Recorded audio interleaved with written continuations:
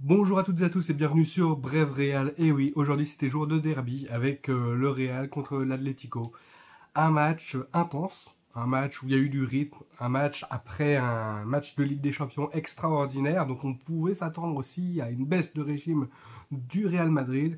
Et aussi l'Atlético allait venir pour faire déjouer le Real. Essayer au moins d'avoir match nul. Pourquoi pas arracher la victoire à Bernabeu. Mais ce match s'est déroulé avec deux bonnes équipes qui ont essayé de jouer, j'allais dire, parce que l'Atlético n'a pas essayé franco de rentrer dans le Real Madrid en étant hyper offensif. Il s'est contenté d'exploiter le faible contre-attaque et le Real Madrid n'a pas vraiment réussi à combiner rapidement avec ses joueurs en relançant très loin devant les ballons, en lançant Vini, même les balles sur Karim Benzema, sur Valverde et tout. Mais pas vraiment de quoi trop inquiéter l'Atlético Madrid parce que cette équipe est une très bonne défense. Hein. On sait très bien que l'équipe de l'Atlético sait bien défendre et c'est bien aussi se projeter, même si là ça manquait un peu de punch. Hein. Sauf quand on avait Griezmann qui apportait un peu de danger et qui tricotait un peu, on sentait que ça pouvait faire mouche. Bon, il y a eu un fait de jeu. À la 64e minute, il y a eu un carton rouge sur une faute de Correa sur Rudiger, un coup de coude. Alors, est-ce que ça valait le rouge? Je sais pas. C'était pas un geste sportif, oui. Donc pourquoi pas le rouge? Moi j'aurais mis jaune pour pas déstabiliser les deux équipes en étant l'arbitre. Bon, jaune en lui disant bon arrête de faire des voilà, c'est pas sportif. La prochaine fois tu sors. Mettre un rouge. Voilà, moi, il y a eu rouge, mais il y a eu un autre geste juste après, il a mis jaune. Donc, pareil, une balayette sur Nacho. Si je me trompe pas, c'était Nacho, hein, dos tourné, dos au but. Donc, il apportait pas du danger. Voilà, balayette, allez hop. Et là, par contre, pour moi, c'était plus un geste vraiment antisportif, coup sur coup. Mais bon, voilà, il y a eu jaune. À la 78e minute, juste pas longtemps après, il y a eu un coup franc obtenu par l'Atlético, but sur coup franc, hein, une tête bien placée, Courtois, c'était imparable. Peut-être être un peu plus au marquage. Je crois que c'était Alvaro qui était rentré peu de temps avant, qui était là au marquage. Donc bon, un peu plus light. On se dit à 1-0. C'est très mal embarqué à la 78e minute pour le Real Madrid, sachant que l'Atlético, c'est une bonne défense. On a vu un déclic dans le regard des joueurs du Real. Ça y est, c'est maintenant, il faut pouvoir passer la seconde. Et malheureusement, je pense qu'il aurait dû mettre un peu avant le déclic, parce que à la 60e, 55e, 60e, il aurait fallu passer la seconde pour pouvoir mettre un peu de pressing. On a vu que à partir du but de l'Atlético, le Real avait un tout autre visage. On a fait rentrer, on a changé les milieux, on a fait rentrer Modric, on a fait rentrer Tchouaméni, Camavinga. Voilà, c'était vraiment un football qui était bien offensif, bien mieux depuis cette rentrée-là, de Camavinga qui a fait énormément de mal, Tchouaméni qui a fait plutôt de bons trucs. Après Modric, il a essayé comme il pouvait de faire des passes. On a eu un Lucas Vazquez aussi qui est rentré à la place de Carvajal à la fin pour pouvoir apporter un peu plus parce qu'il est un peu plus offensif. Hein.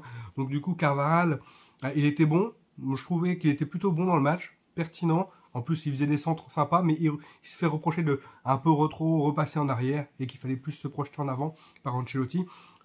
Lucas Vazquez, c'est un joueur que j'adore, donc j'étais très content de le revoir. Il n'a pas non plus pu tirer son épingle du jeu avec le peu de temps qu'il a eu, mais il y a eu un corner, hein, encore une fois, et Alvaro qui a marqué à la 85e minute pour égaliser. Alvaro Rodriguez, le jeune joueur uruguayen de 18 ans. Voilà, il fait souvent des rentrées pertinentes. Le Real Madrid avec ses jeunes s'en sort parce que Camavinga et tout, ils ont apporté énormément. Et je trouve que le Real Madrid a montré un très beau visage à partir de ces entrées-là, de Camavinga et tout, et que malheureusement, je pense que c'était trop tard. Après, il fallait aussi préserver Camavinga, qui avait fait plein de matchs, il fallait aussi le laisser reposer, mais t'as des jeunes qui peuvent pouvoir te tirer un peu vers le haut, qui ont faim, en fait, des jeunes qui ont faim, et je pense que Alvaro, même Lucas Vazquez, il aurait pu, parce que c'était un soldat, hein, sous l'époque de l'ère Zidane, c'était un soldat qui faisait énormément de bien. un peu comme Nacho, hein, qui se sacrifie, qui est toujours dans le sens de l'équipe et tout, qui essaie de percuter l'avant, qui essaie de dribbler, qui sait faire de bonnes passes. Donc voilà. Et puis Camavinga, franchement, ce joueur-là, il a fait tellement de bien. Son entrée a fait tellement de bien. Il essaie de combiner avec Rodrigo, Benzema. Oui, toujours projeté vers l'avant, à gratter des ballons et tout. Ce joueur est vraiment bon. Ce joueur est vraiment bon. Donc le match, c'est quand même, on gagne, on prend un point, on en perd deux. Donc on laisse le Barça seul face au titre. Je pense que le Barça va être champion de Liga cette année, parce qu'ils n'ont plus que ça. Ils se sont fait éliminer en Europa contre Manchester. Donc je pense qu'ils vont se concentrer là-dessus. Et la coupe, hein, où il y aura 2 classicos à venir. Nous, on va essayer quand même de gagner des points en Liga, même si on en a perdu un peu trop des points. Donc voilà, pour se mettre en forme, mais surtout pas de blesser. Essayer quand même de jouer un maximum le titre, au cas où que d'être derrière le Barça pour lui mettre un peu la pression. Quoi. Quand même pas offrir la Liga au Barça. On va essayer de se battre quand même pour obtenir le maximum de points. Et voilà, on va essayer de lever la tête pour les prochains matchs de Coupe d'Europe et Coupe au niveau de l'Espagne. C'est vrai que la Coupe d'Europe, bah, il y a le match retour à Bernabeu avec... voilà, et il faudra une équipe à fond, il faudra une équipe sans trop de blessés, il faudra une équipe qui soit mentalement prête parce que Liverpool va nous rentrer dedans. Donc il faudra répondre aussi, présent, et faire un match, un beau match, et pas faire un non-match. Mais là, la différence, c'est je développerai pendant le débrief d'avant-match. Je pense que je ferai un débrief d'avant-match avec face à Liverpool parce que quelle stratégie tu as, qu'est-ce que tu veux faire, est-ce que tu veux attendre et défendre, conserver avec ton avantage de 3 buts, est-ce que tu défends et t'exploites les contres, ou est-ce que tu rentres dans Liverpool, quitte à y laisser des plumes un peu en défense. Voilà, ça sera la question qu'on va se poser. N'hésitez pas dans les commentaires à me poser des questions pour mon débrief, parce que j'y répondrai avec plaisir, hein, ce que vous voulez, pour le débrief d'avant-match contre Liverpool, parce que ça va être assez palpitant et ça promet d'être un grand match encore une fois.